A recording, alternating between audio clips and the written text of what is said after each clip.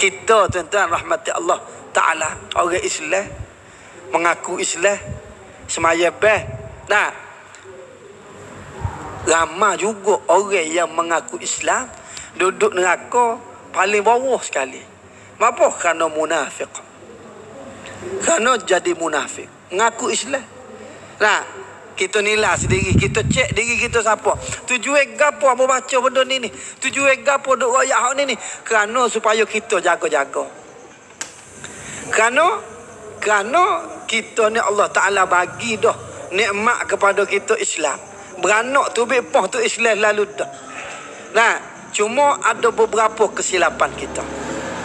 Nah, beberapa kesilapan kita. Yang pertama sekali kesilapan kita merendah-rendah ke agama kerana kita Islam dah.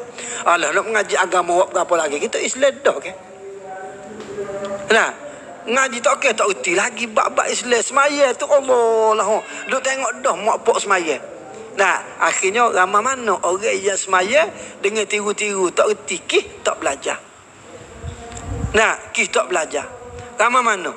Nah, yang pertama kita memandang rendah terhadap agama kita sendiri. Yang kedua terlajak mengagung-agungkan benda lain.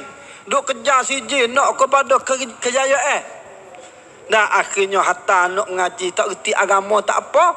Yang penting boleh 5A naik A 7A.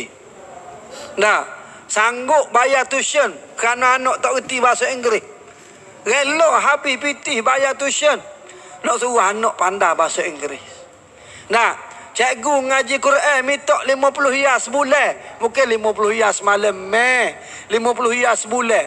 Kita ngajak agama ni sepatu ikhlas. Tak payah minta piti. Apa? Ustazah tak makan nasi. Ya, ketah-ketah ustazah nak uwi ke cikgu, nak uwi ke anak murid tu tak kena bayar.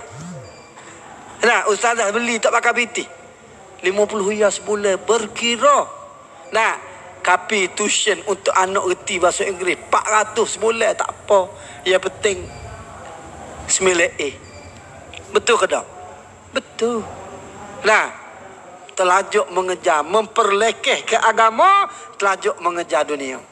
Nah, hari ni berapa ramai orang yang habis ngaji, ada CJ tapi tak ada kerja. Apa kerana lambok ke orang ngaji. Tak, lambok ke orang yang ada CJ. Siapa kau tak boleh kerja nak pula? Allahu Akbar.